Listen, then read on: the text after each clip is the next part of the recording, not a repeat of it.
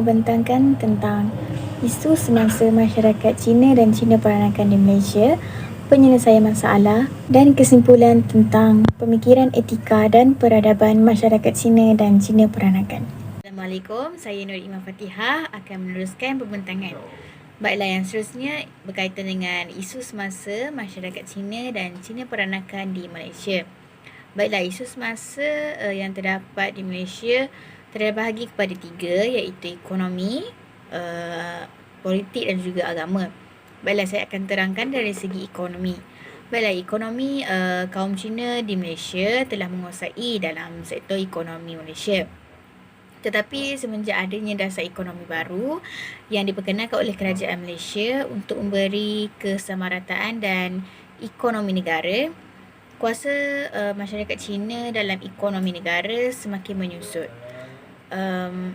Masyarakat Cina juga merupakan taraf pertengahan daripada kelas pertengahan di Malaysia. Dari segi pekerjaan, kaum Cina lebih melibatkan diri dalam sektor swasta, manakala kaum Cina yang berada dalam sektor awam kebiasaannya adalah ahli-ahli politik ataupun kaki tangan dalam sekolah. Akhir sekali, kaum Cina ni dia lebih cenderung kepada bekerja sendiri, iaitu menjadi sebagai pengusaha perniagaan daripada bekerja di bawah orang lain. Kaum Cina yang bekerja dalam sektor swasta ini aktif dalam bidang automobil, komputer, industri perumahan dan juga jualan. Seterusnya dari segi politik. Parti politik yang majoritinya merupakan masyarakat Cina ialah parti MCA, Gerakan dan juga DAP. Yang mana ketiga-tiga parti ini berada di dalam kerajaan dan tugasnya adalah untuk membentuk polisi-polisi kerajaan. Parti MCA dibentuk dan berperanan semenjak zaman penjajahan British, di mana MCA berperanan menjayakan rancangan bridge bagi menempatkan penduduk Cina di tepi hutan dan luar bandar ke kampung-kampung baru. Kebanyakan kampung-kampung baru ini telah bertukar menjadi bandar dan mempunyai kepentingan ekonomi dan politik yang penting di Malaysia. Antaranya ialah Bandar Keluang, Segamat, Kulai, Rauk, Kajang, Bidu, Petaling, Jaya, Serdang, Sungai Bersidang dan lain-lain. Hal ini boleh dikatakan semua penduduk bandar di Malaysia adalah kaum Cina. Kebudayaan mereka amat ketara sekali apabila pelancong melalui kawasan bandar, sehinggakan setiap bandar dapat dikatakan sebagai Chinatown. Seterusnya dari segi agama.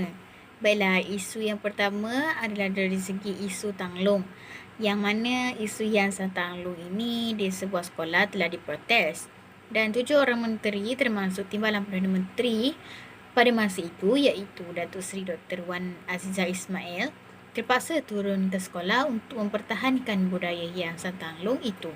Isu Jawi yang diasap Persatuan Lembaga Pengurus Sekolah Cina, iaitu Dongzong, dan pemimpinnya bukan Melayu. Pemimpin-pemimpin Melayu senyap dan hal ini menyebabkan orang Melayu marah. Hal ini kerana isu ini bukanlah isu yang boleh kita pandang enteng. Seterusnya, saya akan meneruskan pembentangan dengan slide yang seterusnya, iaitu penyelesaian masalah. Baiklah, masalah-masalah yang telah diselesaikan oleh pihak-pihak kerajaan dan pihak yang bertanggungjawab adalah seperti yang akan saya nyatakan nanti. Baiklah, yang pertama, penyelesaian yang telah dilakukan oleh pihak kerajaan ialah masalah kewarganegaraan bagi anak angkat dan mereka yang datang sebelum merdeka mengikut perkara 19 kurungan 1 Perlembagaan Persekutuan. Yang seterusnya ialah masalah pendidikan yang sudah diselesaikan oleh Datuk Seri Najib Razak yang membantu semua sekolah Cina di negara ini. Yang ketiga ialah pengerusi Parti Pejuang Tanah Air, iaitu Pejuang Tun Dr. Mahathir Mohamad, mengajak masyarakat perniagaan Cina supaya bersama membantu mengharumkan kembali nama Malaysia yang pernah digelar Harimau Asia suatu ketika dahulu. Baiklah, yang terakhir sekali, masalah yang telah berjaya diselesaikan oleh pihak kerajaan dan juga pihak yang bertanggungjawab ialah masalah ketidakcekapan berbahasa Melayu dalam kalangan Cina. Masalah ini dapat diatasi dengan mempertingkat kemahiran itu dalam pelbagai kursus penataraan yang dianjurkan. Akhir sekali, apa yang saya dapat simpulkan daripada seluruh pembentangan ialah wujudnya kepelbagaian di negara ini yang mana ia telah menjadi salah satu elemen keunikan di negara ini di mata masyarakat dunia. Baiklah, yang seterusnya ialah kedatangan imigran di Tanah Melayu turut menyebabkan berlaku perubahan besar dalam kalangan corak masyarakat.